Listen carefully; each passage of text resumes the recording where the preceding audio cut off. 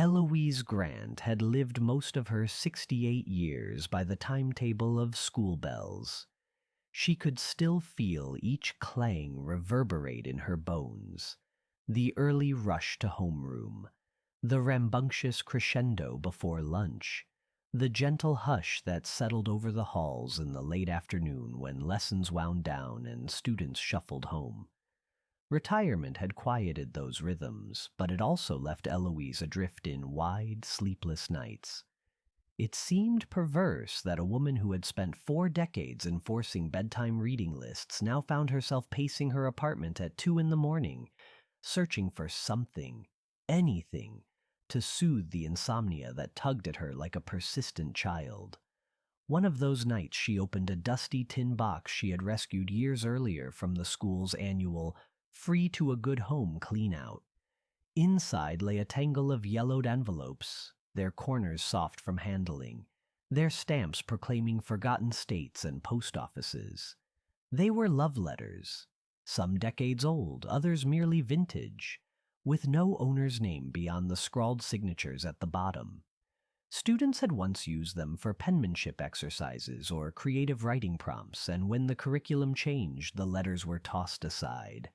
Eloise, unable to bear their abandonment, had saved them, promising herself she would find them a purpose. That night she tore open one at random. "My dearest Pauline," it began in sweeping fountain pen script, "the lilacs are blooming by the riverbank, and their fragrance presses me to write you." Something about the earnestness of that first line steadied Eloise's breathing. By the time she finished reading the letter aloud, to no one but the ticking kitchen clock, her heart no longer galloped. The words wrapped her like a blanket. She wondered who Pauline had been, and whether the writer's lilacs still bloomed somewhere. By dawn she had a plan. Riverhaven was a mid-sized city that slept restlessly. Over the years it had hosted half a dozen midnight programs on its community station, WRHV 91.3, each collapsing after a few months because advertising dollars were scarce when most listeners were dozing. But Eloise suspected there were more insomniacs than the survey suggested. She had taught enough teenagers to know that loneliness festers most hungrily while others sleep. So she dialed the station manager, a former student named Theo Park, and asked for a slot no one else wanted. Theo remembered her pop quiz scrawl, her penchant for quoting Emily Dickinson without warning, and he laughed, an affectionate, incredulous sound. "Ms. Grant, the graveyard shift is yours if you really want it, but the booth is drafty and half the knobs stick. We call it the crypt." "I'll bring a thermos and a can of WD-40, Eloise said. He asked about content and she told him. There was a pause. Then Theo said softer, "It sounds beautiful. Let's try it for a month." Her show debuted on the first Monday in March at exactly 12:01 a.m. Eloise's palms sweated against the headphones, but when the on-AR light glowed scarlet, she inhaled and used the voice she had perfected in classrooms, gentle but insistent, carrying through the back row. "Good morning, Riverhaven," she said. "This is Eloise Grant, and you are listening to The Wee Hours. If you're awake, you're not alone." She explained her mission. Each night she would read a few forgotten love letters, trusting that words meant for one heart might comfort another. There would be no advertisements besides short reminders to hydrate and breathe. "You cannot sleep," she told them, "but you can rest here." The first letter was Pauline's. Eloise felt the prose bloom again. She swore she could smell lilacs inside the dusty booth. She read slowly, honoring every comma. After signing off, she gathered her bag and doubted anyone had been listening except the automated logger. She was wrong. Across town, in a third-floor walk-up, a baker named Oliver Cruz stirred sourdough starter and heard Pauline's name drift from a paint-splattered radio. He paused, wooden spoon dripping, because his grandmother's name had been Pauline, and she too loved lilacs.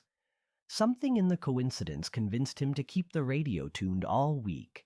2 neighborhoods away, retired bus driver Maeve Donnelly nursed arthritic hands beside a darkened window.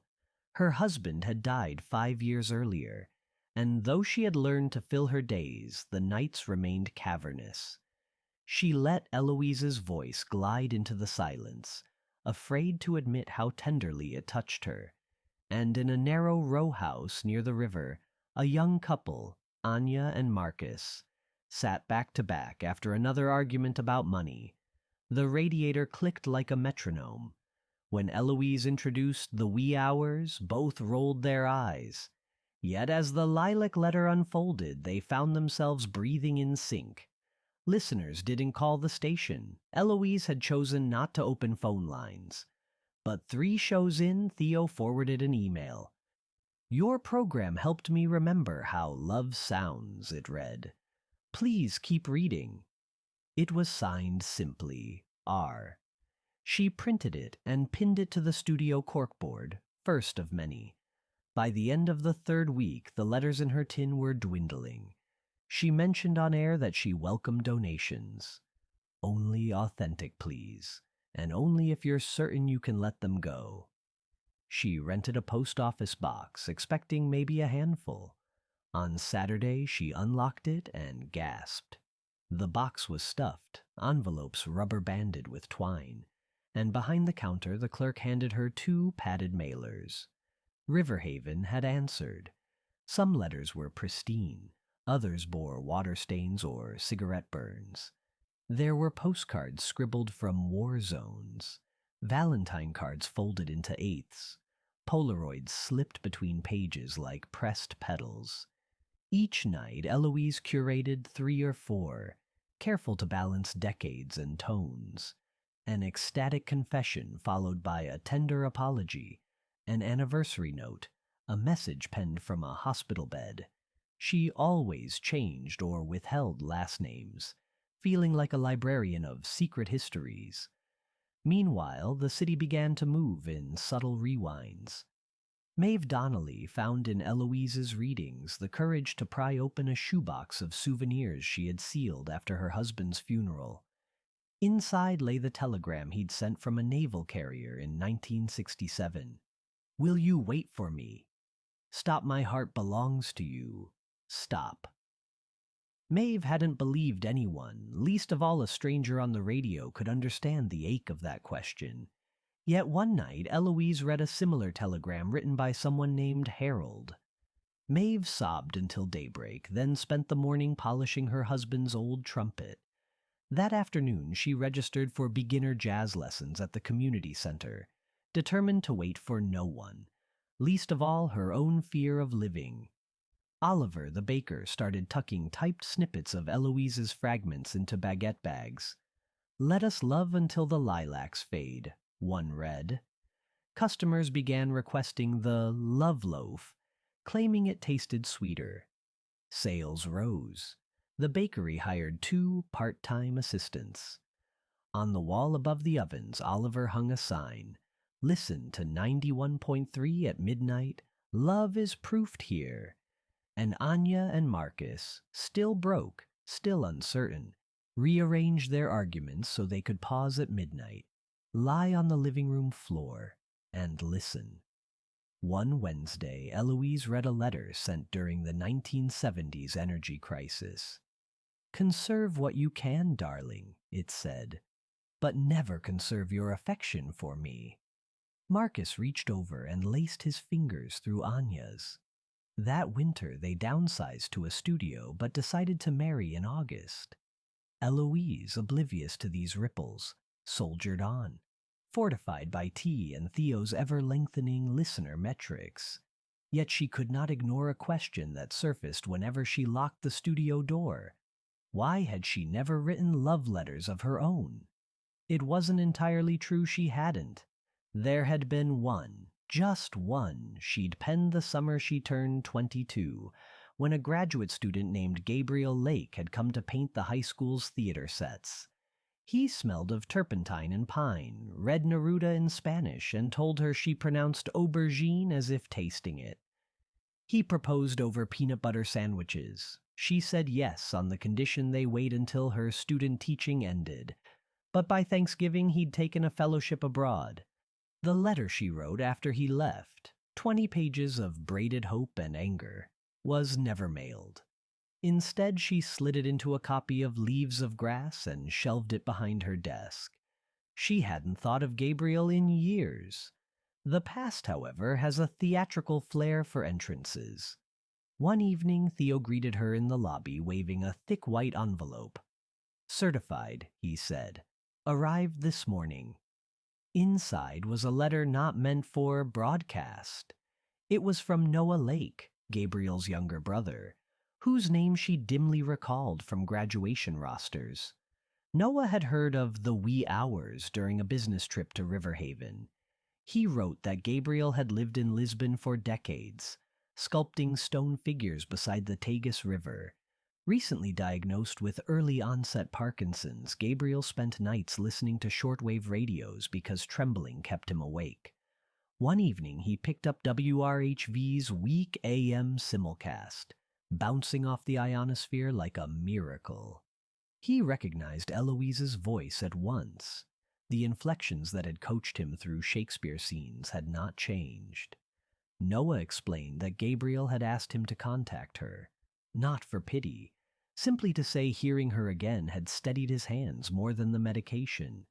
Eloise pressed the letter to her chest, then sat on the studio floor and wept harder than at any student's graduation or funeral. She considered calling, but Noah had provided no phone number, only a return address and an invitation. If you ever wished to visit, he would be honored. During the next broadcast, her voice quavered when she announced, "Tonight's program is dedicated to anyone who has carried silence in place of words." She chose letters about reunion, a postcard that had traveled 8 years before finding its addressee, a birthday note delivered after a sender's death, an email printed out and reread until the ink smeared. After signing off, she unlocked Leaves of Grass, retrieved the unmailed letter, and read it for the first time in 46 years. Parts embarrassed her. She had quoted Don with reckless abandon, but buried in the ardor she discovered sincerity she still recognized. She placed the pages into a new envelope, addressed it to Lisbon, and added the station's return address. At the last moment, she included a Polaroid Theo had taken of her behind the control board, headphones askew. 4 weeks passed with no reply. Riverhaven, meanwhile, swelled with the wee hours folklore. Couples set second alarms at midnight. Hospitals piped the program into waiting rooms. A cab company offered discounted rides during the time slot, so you can go tell someone you love them right now. Even the police reported a decrease in domestic disturbance calls from 12:02 a.m. "People are too busy listening to the radio," an officer joked. Then, on the first day of May, the station's receptionist ran into the studio mid-show, face flushed. She held up a small battered package postmarked Lisboa. Eloise's pulse drummed. She had 10 minutes of instrumental filler queued on the computer. With shaking hands, she unwrapped a wooden sculpture no taller than her thumb. 2 open palms cradling a tiny radio, its knob turned toward infinity. A note enclosed in careful print read, "Dear Eloise, your letter traveled faster than time. I'm still sculpting, slower now, but my chisel remembers. I've shaped what I hear in your voice, that you hold us all. I once asked if you would wait. Life answered for us. Yet here we are, the interval collapsed. I listen every night the sky allows. If the body permits, I will come to Riverhaven before the lilacs fade. Otherwise, keep me in your pocket. Yours still, Gabriel." Eloise covered her mouth and, for the first time, let the listeners hear her tears. She turned on the microphone. "Friends," she said, "tonight I have received a letter of my own." She described the sculpture, the hands, the miniature radio, how love sometimes traveled farther than common sense deemed possible. Across Riverhaven, radios glowed like votive candles. Weeks spiraled toward summer, and on a late June night, seconds before Eloise's cue, Theo burst in, pointing downward. A man stood on the street outside the station, leaning on a carved cane, holding a bouquet of fresh lilacs. He wore a navy blazer flecked with stone dust. Eloise's knees trembled. "Patch me the street mic," she whispered. Theo switched channels. The city got static, then footsteps, then a faint masculine chuckle. "Riverhaven," she said, voice breaking like sunrise. "Allow me to introduce Gabriel Lake, author of a lifetime's unfinished sentence." "Good morning, old friend," Gabriel replied, his Portuguese accent nestling inside his original Tennessee drawl. "May I step upstairs?" Radio cannot convey applause, yet Eloise swore she heard it. Rattling windows, clapping hearts. She guided listeners through Gabriel's ascent, the creak of the stairwell, the muffled click of his cane, the gust of studio air when the door opened. She stood to greet him. He pressed the lilacs into her hands as if completing a relay. They sat before twin microphones while midnight bled toward dawn. She read 3 letters he had mailed her from Lisbon but never sent. He read the one she'd finally posted. They laughed over her archaic Don quotations. He confessed he had written an entire series of sculptures inspired by phrases she once scrawled on his set designs. "You taught me," he murmured, "that love is a homework assignment without a deadline." Listeners called in despite the unpublished number. Theo had activated it spontaneously. Maeve phoned to say she'd played her first jazz duet that evening, and her late husband's trumpet sounded like it had been waiting for breath. Oliver reported selling out of love loaves each morning, and offered the wedding cake for Anya and Marcus free of charge. That couple, listening in their studio apartment, pledged vows over speakerphone, with Eloise and Gabriel as witnesses. When dawn slid open the horizon, Theo asked if they wished to close the show. Eloise glanced at Gabriel. He nodded toward the on-air light. She inhaled. "My dear restless hearts," she said, "the sun is rising. Go wrap your arms around whomever needs them.